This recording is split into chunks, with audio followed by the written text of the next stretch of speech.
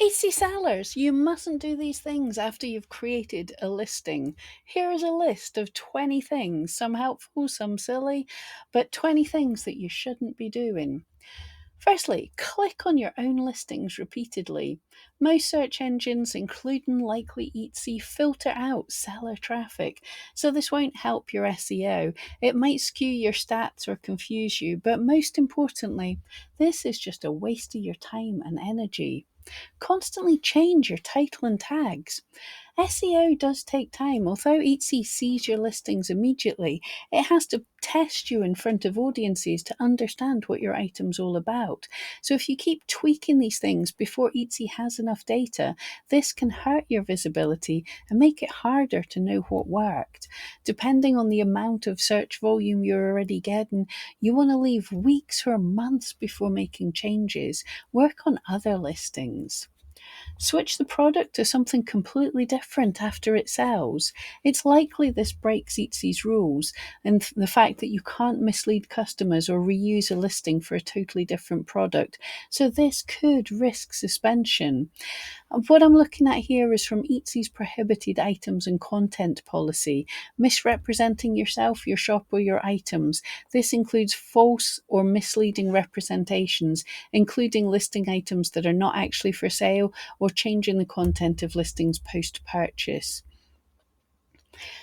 This would likely apply if you reuse a sold listing slot by changing the photo's title and description to something completely different. And also, what can happen if people have saved favorites? There has been complaints about this in the past, understandably so. They save favorites and then somebody changes their listing from something very, very normal to something very, very adult, and suddenly seeing in your favorites is something you did not favorite at all. So, not a good idea. Spam your link on every social media post or comment section. This is terrible. People used to do this and people still do it. It's not good. People will ignore or report you and it damages your brand. You look unprofessional. It doesn't bring in meaningful traffic. People know not to click on these things and it can sort of get you shadow banned or banned on social media platforms. So definitely don't do this. Forget to check how your item looks on mobile. Most Etsy shoppers are on mobile. A big chunk of revenue, GMS on Etsy, is coming from mobile. So if your first photo crops badly or the text is unreadable, you could well be missing out on potential sales. Ignore your listing for months and assume it'll magically sell. Etsy isn't a set it and forget it platform. Even passive products do need occasional refreshes, better keywords, or new photos. Yes, you can't change them all the time, you don't want to change them all the time, but if it's been months and nothing's working, keeping doing the same thing is not necessarily going to help it. If you keep doing the same thing, you keep getting the same results. Change your thumbnail photo every day. Look, as we've already said, Etsy's algorithm needs time to learn what performs. Changing your thumbnail photo doesn't reset the algorithm, but what it does is different people might like the photo or your customers might like it less or more. So if you're constantly changing, then Etsy doesn't understand what the click-through rate data is telling it. It doesn't understand if people like that type of thing. Again, with any changes, take your time. List and ghost. Never promote, update, or review your listing. Without promotion or strategic visibility efforts, even good listings can get buried fast. I know people hate to say this. Why should I drive my own traffic to Etsy? If I had my own traffic, I should be driving it to my own website. Potentially one day, but if your Etsy shop's too quiet, a bit of traffic being sent from you is a good thing. It can really help get listings going and keep them going, especially in times like if you've been away on vacation, your shop's been shut for a little while. Getting it started again by driving a bit of your own traffic can really boost everything. Using trending keywords that don't match your product. Misleading tags hurt your conversion rate and your SEO. Etsy does notice when shoppers click but don't buy, or search but don't click.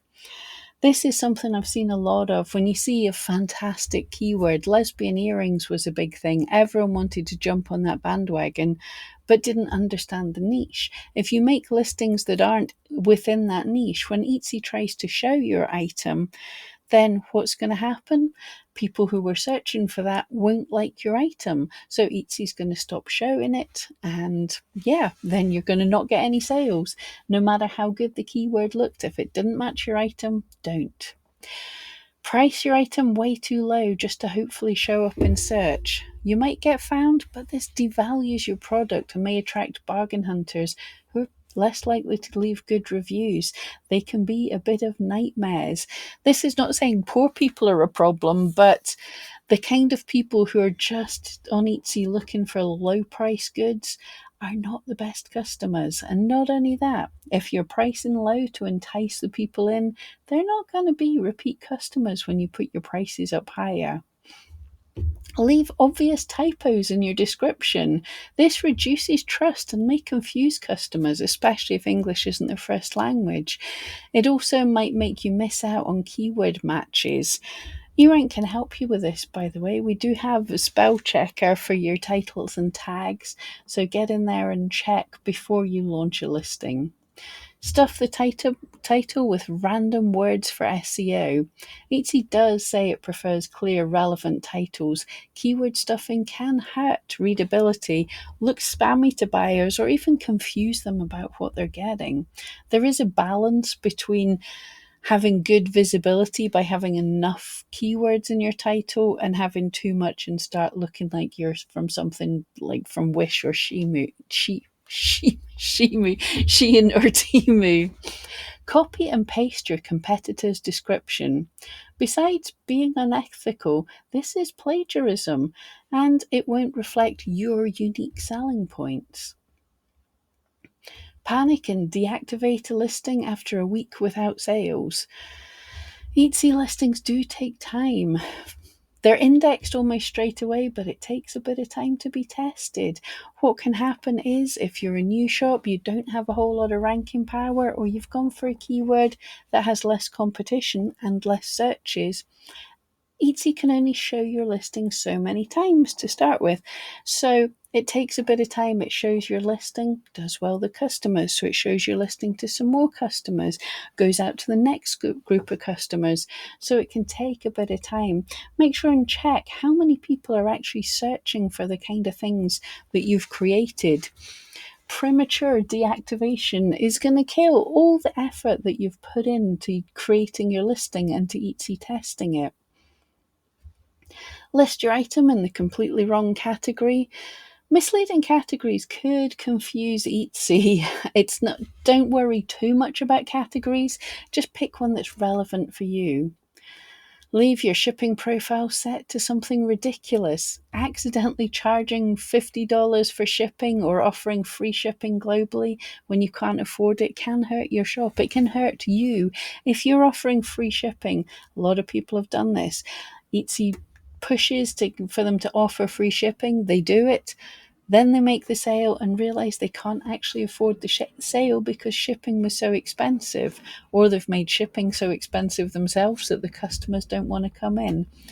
Make sure your shipping is fair for you. Upload just one blurry photo and call it a day. Etsy is a visual marketplace. People can't see your item. They can't touch it. They can't come in and meet your item. So your photos are the only way they have of getting to know your item, photos and videos. Low quality photos really tank your chances of getting clicked on. Forget to fill in your attributes, colors, or materials. Attributes do help Etsy match you with more filtered searches, so it is worth using the relevant ones when they're relevant. Skipping them could limit your visibility. Announced just listing 5 times. Announced just listed 5 times a day on your Instagram. Your followers will tune out or unfollow you. Share value, not just your products. Think about all the Instagram accounts that you follow, are they just spamming what they've just made 100 times a day? Or are they sharing things that are relevant to the community so you get engaged with them? Brag in forums that you just clicked your listing to boost it. Aside from, as we mentioned before, this doesn't work, it draws negative attention and could get you flagged by other Etsy sellers. They might avoid you or even report you to Etsy, even though you're not specifically doing anything wrong. Etsy might go and look at your shop, and if there's anything else you're doing wrong, yeah, you might get caught before you've even had a chance to figure out what's going on there.